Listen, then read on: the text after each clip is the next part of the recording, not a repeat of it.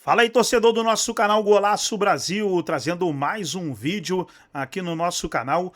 E nesse vídeo para a gente falar aí da partida mais importante do ano do Palmeiras, que é essa partida contra o Cerro Porteño, lá no Paraguai, partida de volta das oitavas de final da Taça Libertadores, vale vaga nas quartas de final, na ida 1-1 no Nubank Park, e o Palmeiras vai em busca da vitória fora para garantir a vaga nas quartas de final. Vamos trazer o Neto, o Magrão, que falaram aí da partida, vamos compartilhar aqui no nosso canal para a gente reagir, mas antes quero convidar você que ainda não é inscrito aqui no nosso canal, se inscreva, ativa o sininho das notificações para você não perder nada. Vamos aí para o vídeo, fica até o final do vídeo e daqui a pouco eu volto falando mais aí do futebol brasileiro.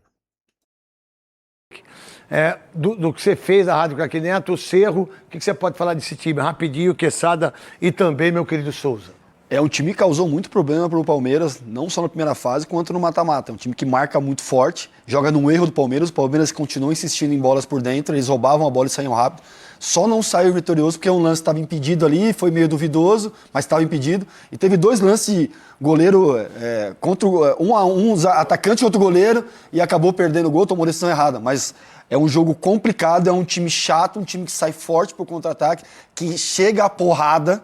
Era pra ter sido expulso o lateral do Cerro. Foi chega mesmo. Forte pra caramba. Foi. Chega forte pra caramba. Ó o Palmeiras, ó. Pega o Cerro, Vasco em casa, o Vasco vai cair, hein? E o Santos, Copa do Brasil em casa. O que pensar disso pro jogo de amanhã, Souza? A gente sabe que a pressão é muito grande em cima do Palmeiras, né? Até pelo ano passado, não ter ganhado nada. Esse ano, você pode falar, ganhou o Paulistinha, mas assim, a gente tá falando de um título de expressão, que o Palmeiras tá acostumado a... Tipo que você ganhou, né? Mundial. Não, Mundial eles não têm. Esquece. Você tem? Eu tenho. Eles não têm? Não tem não. Nunca terão. serão? Nunca serão. Nunca serão. 51 já a gente sabe o que é pinga. E aí é ruim. Eles não têm. Então precisa melhorar e muito, e passa muito por esse jogo. Eu acredito ainda que o Palmeiras é favorito nesse confronto. Pra você, Quesada, monstro sagrado. Ô, craque, se você perguntasse 10 jogos, Cerro e Palmeiras... Não, eu não perguntei nada, você só responde. Pera, deixa eu desenvolver que vocês vão concordar. 10 jogos, Cerro e Palmeiras, quantas vitórias o Palmeiras ia conseguir? Eu ia falar umas 8. Um empate e uma derrota. Os caras jogaram 3 vezes esse ano e o Palmeiras não conseguiu vencer o Cerro Porteño. Provavelmente é o time que mais sabe jogar contra o Palmeiras. Jogando em casa, o Cerro. Sim. Você desce lá em Assunção, o que você vê? A Comebol. Look. Que é uma coisa impressionante a Comebol. Bela Depois você anda, aí você vê mesmo o que acontece. Meu irmão, a arbitragem, eu não sei se já saíram os árbitros e o VAR. O Palmeiras não é que não vai... Palmeiras não passa da arbitragem do VAR amanhã. Vocês vão ver só o que vai acontecer. Vão provar do próprio veneno? Do próprio veneno, porque eles sempre estão acostumados a jogar com 15. Com quanto que eles jogam, senhor? Geralmente 15. Mas a vida do... E agora com o Abel... A vida do Abel... Eu tô triste, mesmo cara. assim tá atrapalhando ele. Eu tô triste. A vida dele tá difícil. Chega muito tarde em casa. Fiquei com dó também. 5 milhões. Eu vou ver com a Band aqui se eu não consigo destinar o meu salário pra ele, entendeu? Eu perguntar pra Dani aqui do Recursos Humanos, pro pessoal aí, dá pra pegar metade do meu salário e passar pro Abel? Tá difícil, Abel, tá difícil. Chega de manhã, madrugada, Campo Ruim. Tem que viajar bastante de avião. Tem que viajar, velho. Faz que nem o Java. Pelo amor de Deus, vamos fazer uma vaquinha, vai. Bora. Vamos pro break e voltamos já. Dá o dinheiro do break pro Abel. Pelo amor de Deus, hein? E o Palmeiras treinou na tarde desta segunda-feira aqui na Academia de Futebol em preparação para o duelo importante da próxima quarta-feira. E o Palmeiras vai para essa partida em Assunção, no Paraguai, muito pressionado. Isso porque vive seu momento de maior instabilidade na temporada de 2026. Aliás, desde a derrota para o Flamengo na final da Libertadores de 2025, quando chegou após aquele revés a 6 jogos sem vitória, com 4 derrotas e 2 empates, o Palmeiras não ficava tanto tempo sem vitória. Na temporada de 2026, essa é a maior sequência, com 4 jogos, com 2 derrotas e 2 empates. E nesta segunda-feira, a presidente Leila Pereira, depois de toda a pressão que a torcida vem fazendo em relação ao trabalho da Abel Ferreira e também pressão em cima do elenco palmeirense. A presidente esteve presente aqui na academia de futebol, posou para foto com o técnico palmeirense e também com todo o elenco do Palmeiras. É o jogo da nossa vida, é uma final pra gente, então a gente tem que lidar como se fosse esse tipo de jogo para sair de lá com a vitória e a classificação. Para a partida de quarta-feira, o técnico Abel Ferreira não poderá contar com Andrés Pereira, ele que foi expulso na partida de ida aqui em São Paulo, então é desfalque certo para o treinador português. Por outro lado, o técnico conta com o retorno do lateral direito Kelvin, ele que se recuperou de lesão na coxa direita, fica à disposição, treinou normalmente nesta segunda-feira aqui na Academia de Futebol, enquanto o Paulinho segue recuperação no departamento médico do Verdão. O Palmeiras chegará a 350 jogos contra equipes estrangeiras atuando fora do Brasil e tem um bom desempenho, retrospecto de 61%. E se vencer o Cerro Porteño fora de casa, chega a vitória de número 150 na Libertadores da América. O Palmeiras que vai em busca da vaga nas quartas de final da Libertadores da América em 2026. Bom, o Abel tem uma enorme dificuldade de entender que antes da paralisação da Copa do Mundo, o time do Palmeiras tinha 70% de aproveitamento, ou mais de 70% de aproveitamento. Agora tem 45%. Caiu. O que é que o Abel ficou fazendo nas férias? Se ele ficou descansando lá em Portugal, é um direito dele. O que é que os jogadores fizeram nas férias? Como é que foi a volta? Qual foi o planejamento da volta? Olha só, 74,4% de aproveitamento antes da paralisação. 45,8% hoje. Ou seja, depois da paralisação da Copa do Mundo. E eu nem sabia que era um 74, eu achei que era um 72, 73. 74,4, era um aproveitamento de campeão em tudo. 1,8 gols marcados por jogo, agora 2, mas o importante olha os gols sofridos, Eli. Os gols sofridos. Olha agora, Eli. Aí é que você sofre o dobro de gols agora, 0,7 para 1,3. Finalizações para marcar, 8,6 para 8,8. Finalizações para sofrer gol agora, 16,8 para 10,1. 53% de posse de bola contra 58%. O que me importa é se você é eficiente ou não. O time do Palmeiras, depois da Copa do Mundo, não é eficiente. E o último jogo contra o Fluminense mostra exatamente isso. Acho importante a gente colocar essas imagens da derrota do Palmeiras diante do Fluminense, porque essa derrota determina a aproximação perigosíssima do Flamengo. Que sim, agora tem 3 pontos de desvantagem para o Palmeiras, mas um jogo a menos contra o Mirassol, que o Flamengo goleou jogando fora de casa. Imagine jogando no Maracanã. Ou seja, hoje, em sã consciência, Flamengo e Palmeiras têm exatamente o mesmo número de pontos. Até onde vai a culpa do Abel? Com vantagem do Flamengo no critério de desempate e saldo de gols, né, Eli? Porque 48 pontos para o Palmeiras, 45 para o Flamengo. Se o Flamengo vence jogo a menos, ele vai aos mesmos 48. Chega às mesmas 14 vitórias, mas o saldo de gols do Flamengo hoje já é melhor em 4 gols na comparação com o Palmeiras. O Abel tem culpa sim. O Abel nunca teve um elenco tão bom em mãos quanto tem na atual temporada. Nunca, Eli. Mas, além de não conseguir performar como se imaginava, o Palmeiras versão 2026 repete coisas que causaram extrema decepção em 25 e 24. É um time que inicia a temporada bem, começa o Campeonato Brasileiro forte e vai perdendo força e vai ficando sem títulos. O Abel ele foi traído pela memória quando ele quer bater boca com o jornalista e diz, mas e os títulos? E aí ele vai, talvez, pescar na memória que só ganhou o Campeonato Paulista, né? Copa do Brasil, o Palmeiras da Leila Pereira não venceu. Libertadores, o Palmeiras da Leila não venceu. O Palmeiras segue vivo em 3 competições. É líder do Campeonato Nacional, mas está à beira de uma crise.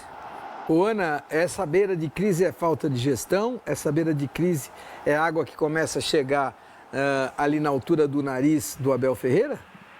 Sim, essa água começa a chegar, não dá pra gente fugir disso. Mas eu entendo que não passa só pelo Abel. Acho que houve uma queda de rendimento por parte dos atletas. Eu acompanhei esse jogo. Os 3 gols do Fluminense foi de falha defensiva, foi bola nas costas, em que o Canóbio, em momentos livres, outros momentos o Guga, cruzamento na área em que o Giai e o Murilo favoreceram aos gols do Fluminense. Vale lembrar que nos jogos anteriores também estamos falando de falha do goleiro. Ou seja, a gente fala assim, a culpa toda do treinador. Ele tem a sua parcela de culpa, sim. Mas os atletas voltaram do período Copa do Mundo muito abaixo do que estavam. Piquerez estava lesionado, voltou, não conseguiu apresentar o seu melhor futebol. Vitor Roque voltou, não jogou absolutamente nada nesse jogo. Nada. O primeiro gol foi nas costas do Piquerez. O segundo e terceiro gol nas costas do Arthur. Ou seja, o segundo gol do Palmeiras, o primeiro foi de bola parada. Vale lembrar que o Fluminense estava jogando em casa, tinha necessidade de vencer depois da queda do Zubeldia, tinha mais volume de jogo. O Palmeiras surpreende com o gol do Gustavo Gomes, né, do zagueiro artilheiro. Depois leva o gol, como eu falei, da falha do Piquerez nas costas. E aí ele mexe e faz o segundo gol, Elia. Ou seja, por 2 vezes o Palmeiras sai esteve na frente. na frente, é. E aí ele faz a substituição, o Maurício vai lá e marca. E aí você fala assim, nossa, o Palmeiras vai sair com a vitória, ele conseguiu mexer estrategicamente. Aí, lamentavelmente, uma bola perdida nas costas do Arthur. Cruzamento, Giai não consegue tirar, Murilo tampouco, gol. E, de novo, cruzamento nas costas, aí foi uma jogada linda do Guga, vamos falar, e aí o treinador, né, brilhou a estrela do Marcão, o eterno interino do Fluminense, que coloca o Cano, que não jogava com o Zubeldia, que faz o gol e que não jogaria comigo também. Não jogaria comigo. Olha que estrela, Olha, né? você tá no time dos palmeirenses que não querem mais o Abel, porque cada vez mais eu encontro palmeirenses na rua que entendem que o fim do ciclo do Abel deveria ser determinado agora. Você pensa assim também? Não, não penso. Eu acho que o Abel ainda tem lenha para queimar, mas ele precisa evoluir, ele precisa trabalhar mais. Estagnou o trabalho, né, Elia? Não, o que acontece é que o Abel, ele não soube como utilizar esse tempo. Eu não sei o que ele ficou fazendo em Portugal, eu não sei como é que ele passou as férias dele, como é que ele gastou o dinheiro dele, que merecidamente ele ganhou, trabalhando. É um dinheiro merecido que você pode gastar e deve gastar. Mas o fato é, o time do Palmeiras voltou muito pior. A gente colocou os números. Quando os números não mentem, porque eles são duros, são nus e são diretos, você não tem como defender o Abel. Claro que você Mas os jogadores não têm responsabilidade. Mas espera um pouquinho. A minha cobrança diz respeito ao que o Abel determinou para os jogadores. Qual foi o treinamento que o Abel... Porque eu... Fala na proposta tática. Não é só na proposta tática. Ele mudou o modelo. Ora joga com 3 zagueiros, ora joga com uma linha de 4. Será que ele treinou o suficiente para mudar um modelo que é muito diferente do outro? Será que ele conseguiu fazer com que os caras encaixassem bem essa ideia para os 2 modelos? Porque hora você joga de um jeito, hora você joga do outro. Se você não está super maquinado, você vai ter dificuldade. Esse é um ponto. Outro ponto é, como é que foi a cobrança nesse período? Porque esses caras ganham super bem. Então, eu sou aquele cara que é o seguinte, comigo não tem historinha. Eu vou trabalhar mais, as minhas férias vão ser só de 10 dias... Eu vou dar 10 dias de férias para os jogadores que vão reclamar, porque os outros tiveram 18 e o meu vai ter 10, porque eu vou trabalhar mais e eu vou estar aqui. Eu vou ficar 10 e vou estar aqui. No 11º eu vou estar aqui. Eu vou dar o exemplo. Eu não posso chamar o jogador de volta e eu não estar. Eu continuar em Portugal e o cara vai ser treinado pelo João ou pelo Castanheira. Eles precisam ser treinados por mim. Então, o que acontece é, o Abel, ele parou durante esse intervalo da Copa do Mundo e o time volta pior. Isso tem que ser colocado na conta dele. Radar do Nicola para você.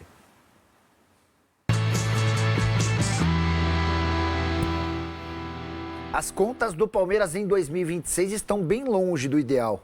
Verdão fechou o primeiro semestre com 124 milhões de reais de prejuízo. A meta em relação à venda de atletas, de 400 milhões de reais para essa temporada, está bem distante de ser alcançada. O Palmeiras tem até aqui apenas 126 milhões de reais conquistados com transferências de jogadores. E aqui vem a parte importante da história.